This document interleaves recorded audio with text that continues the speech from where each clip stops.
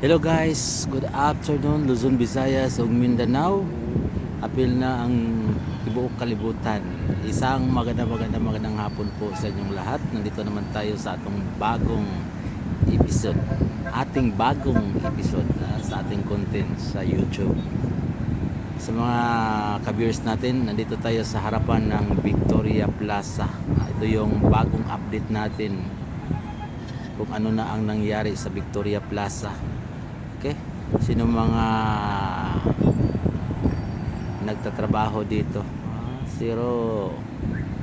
Makita niyo ito, parang namimiss ninyo ang inyong mga nakaraan dito sa loob ng Victoria Plaza. At sa lahat ng mga namamasyal noon dito sa may Victoria Plaza, ang laking kaibahan, wala na dito yung flyover. Diba? Tanggal ng flyover dito. At saka yung sa gilid nilagyan na nila ng drainage. Dati wala yung drainage doon. May drainage pero barado. Ngayon naayos nila kasi dati may baha dito sa may Victoria Plaza.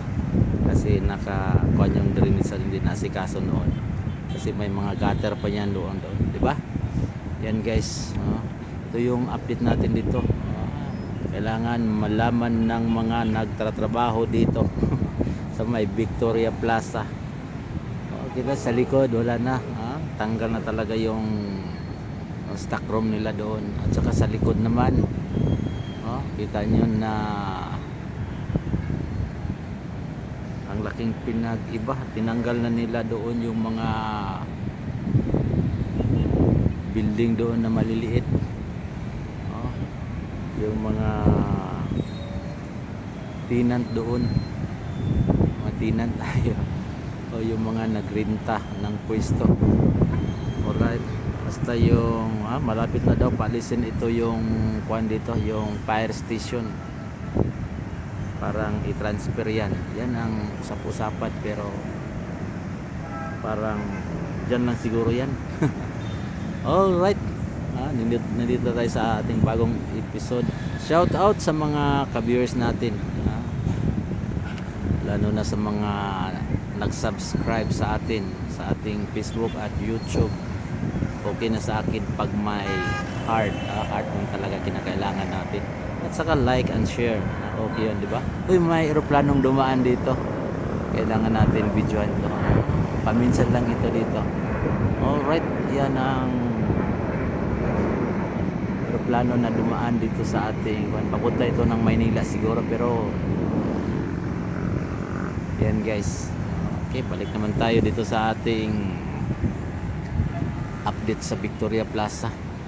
Alright, sa mga ka-viewers natin Luzon, Visayas at Mindanao, shout out sa mga kaibigan natin, Rodel Castelio sa Caranzo Group, sa mga kaibigan pa natin Ryan Sinarillos, sa mga taga-Padada, sa mga Sinarillos doon, at sa may Samar, mga taga-Samar, mga Aliria family, at sa mga kababayan natin sa may Butuan at sa may Cebu at dito sa may Cotabato at sa may Usamis, sa mga Via family. Magandang hapon po sa inyong lahat. Alright, sa mga kababayan natin dito sa Davao City, sa mga nagtrabaho dito sa may Victoria Plaza, alam ko na mimiss na ninyo itong lugar na ito. Ako rin kasi palagi ako nag-standby doon sa may food court. Kita niyo na ang laki ng pinagbago. Ubusin siguro, sirain ito. Tinanggal na nila yung mga division dito sa loob, diba? Kita ninyo yan guys. Baguhin daw nila ito, gawing mga matataas na building. Yan guys, yung mga kondo siguro ang ilagay dito sa may gilid. Iwan ko itong Victoria Plaza, gagawin din itong mundo siguro. Pero sayang, no? Pero okay lang, wala tayong magawa, kasi Chinese na ang may-ari.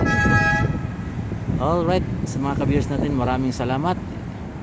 Thank you so much for being a part of my content. Okay, thank you.